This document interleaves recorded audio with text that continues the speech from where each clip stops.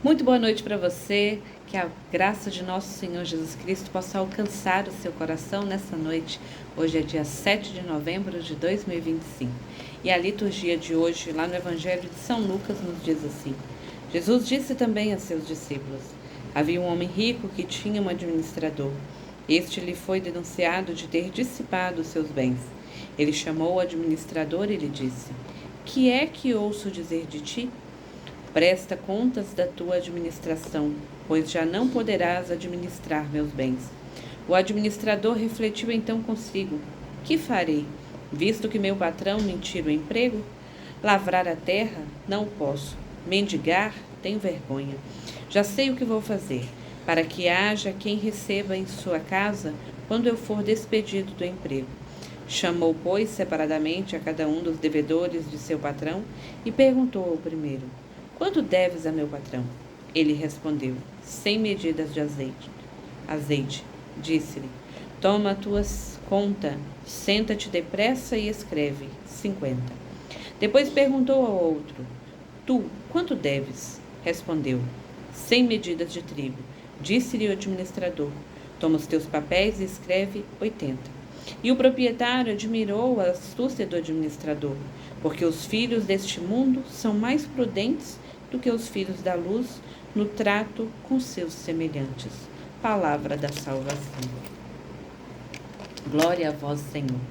E meus irmãos, veja bem que o próprio patrão, quando ele percebe que ele está sendo lesado, é o que nos diz a Sagrada Escritura.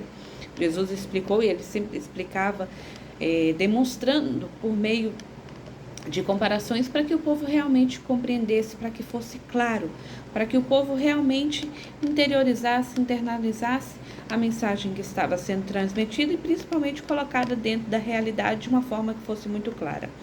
E aí, então, veja bem que esse patrão, ele percebeu que estava sendo lesado e ele chama esse administrador e fala: você não pode mais continuar comigo.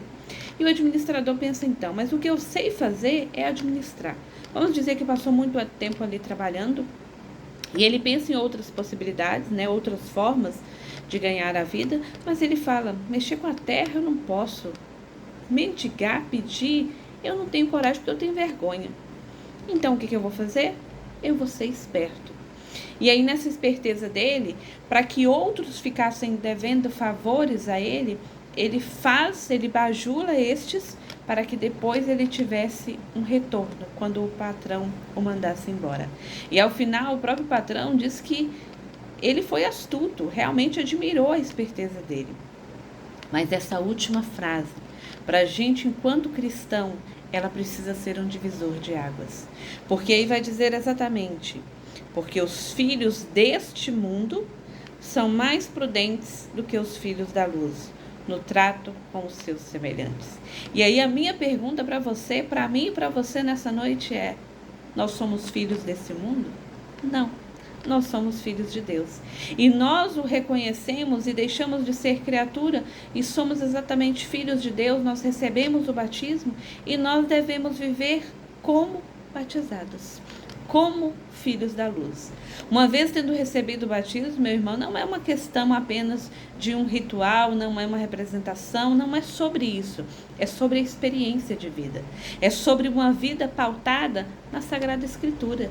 É sobre uma vida testemunhada, assim como Jesus Cristo fez sobre essa terra. E, de fato, os desse mundo vão buscar sempre o quê? Olhar para si e não para o outro. Então, essa é a forma com a qual eles tratam os seus semelhantes. Não, peraí, pode ser que eu não mexa com você até que não seja necessário, que não me seja conveniente. Mas se puxar o meu tapete, se puxar o meu tapete aí é diferente. Não, se a gente for concorrente, aí vai ser uma outra história. E aí tenta derrubar o outro. Não se vai pela justiça, não se vai realmente por aquilo que seria o correto.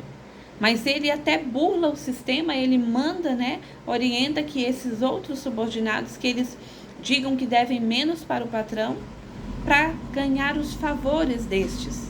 E na hora que lhe fosse oportuno, ele pudesse cobrar. Mas é preciso que eu e você, e isso nos custa caro, irmãos. Viver o Evangelho nos custa caro. Mas onde a gente quer ir? Será que eu quero as recompensas desse mundo para o agora apenas? Ou eu quero algo que seja para a eternidade?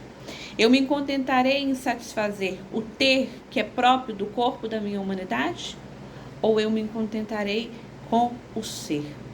Eu darei mais espaço e alimentarei aquilo que convém, aquilo que é próprio, aquilo que alimenta o meu espírito, porque o meu desejo é de eternidade. O meu desejo é de voltar para casa, para Jerusalém Celeste. Que vamos todos morrer, isso é fato e todo mundo já sabe. Seja bom, seja mal, todos nós iremos passar por essa experiência. Mas as recompensas que eu quero, elas estão para essa vida ou nós estamos aguardando a nossa passagem, a nossa volta, o nosso retorno definitivo para o Senhor e poder contemplá-lo face a face. Hoje foi a missa votiva do Sagrado Coração de Jesus, ao Sagrado Coração de Jesus. E aí, no final da missa, tem um breve momento de adoração a Jesus Eucarístico. E ali, no começo da missa já, o Senhor me dava o sentimento, falei, nossa, né, aqui onde a gente mora tá um clima assim, bem inconstante, e acabou que hoje, né, tiveram alguns momentos de chuva, e a igreja tinha pouca gente, estava vazia. Mas aí no momento da adoração, geralmente o padre ele dá a bênção e ele passeia com o Santíssimo pela igreja, passa no meio do povo. Mas aí no início da missa o Senhor já colocava no meu coração e eu dizia, nossa, o padre podia chamar todo mundo lá para frente para poder ficar perto de Jesus. E era já o que... Porque, gente, falo sem medo de errar. Jesus ama quando a gente fica perto dele. Jesus ama esse adentrar na intimidade, adentrar nos átrios do Senhor. E foi exatamente o que aconteceu no final. O padre ele convidou que as pessoas se achegassem e aí então Jesus, presença viva, real, corpo, sangue, alma e divindade. Deus vivo no meio de nós. Hoje eu ouvi um trechinho de um vídeo da irmã Maria Joana, do Instituto Restre, e ela dizia exatamente isso. Eu era uma católica de que ia às missas, de que recebia os sacramentos, mas eu não era católica ainda que tinha experimentado estar essa intimidade com Deus vivo, com Jesus presente na Eucaristia. E quando a gente compreende isso, meu irmão, vou te falar uma coisa, a gente passa a ter muito, mas muito desejo mesmo de eternidade, muito desejo de céu e começa a viver o céu aqui na terra. Óbvio que nem se compara, e a própria Escritura já diz que nós ainda não somos aquilo que realmente seremos, mas que os bens do tempo presente não se comparam àquilo que Deus tem reservado para nós no céu. Mas estar diante de Jesus Eucarístico, meu irmão, quando a gente compreende que é o Deus vivo no meio de nós, no dia que eu tiver motivo para chorar, é para Ele que eu vou correr. Nas minhas alegrias, é para Ele que eu quero contar, é com Ele que eu quero estar. Hoje, cheguei do trabalho, e aí eu dizia para mim, até falei aqui em casa, eu falei, nossa, minha alma está desejosa de ir, muita vontade de poder ir para a Santa Missa. Mas meu corpo está morto, porque eu estou cansada, porque eu queria continuar sentada. E aí, aos 45 do segundo tempo, eu falei, não, eu vou, porque hoje é um dia que não vai voltar.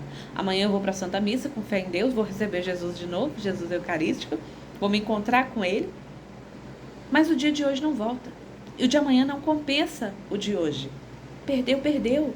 E eu não posso perder a oportunidade de estar com o Senhor. E não é sobre as coisas desse mundo, eu quero o Senhor, eu quero estar com o Senhor, eu quero fazer a vontade do Senhor. Existe a canção da Celina que diz, vou perseguir tudo aquilo que Deus escolheu para mim. Vou persistir e mesmo nas marcas daquela dor, do que ficou vou me lembrar e realizar o sonho mais lindo que Deus sonhou.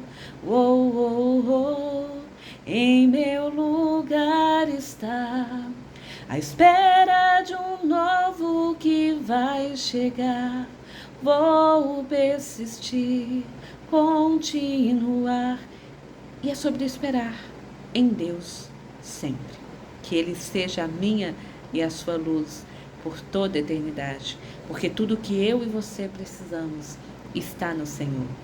E a gente precisa se encontrar diante de Jesus Eucarístico e saber, é um encontro a sós com Deus. Um Deus que se deixa encontrar, um Deus que se revela e um Deus que nos alimenta diariamente e que fica ansioso esperando a minha e a sua visita, esperando a minha e a sua entrega. Não perde a oportunidade, meu irmão. Não é sobre a missa de domingo, não é sobre preceito, é sobre sede do alto, é sobre estar com o Senhor e ser do Senhor diariamente. Que Deus te abençoe.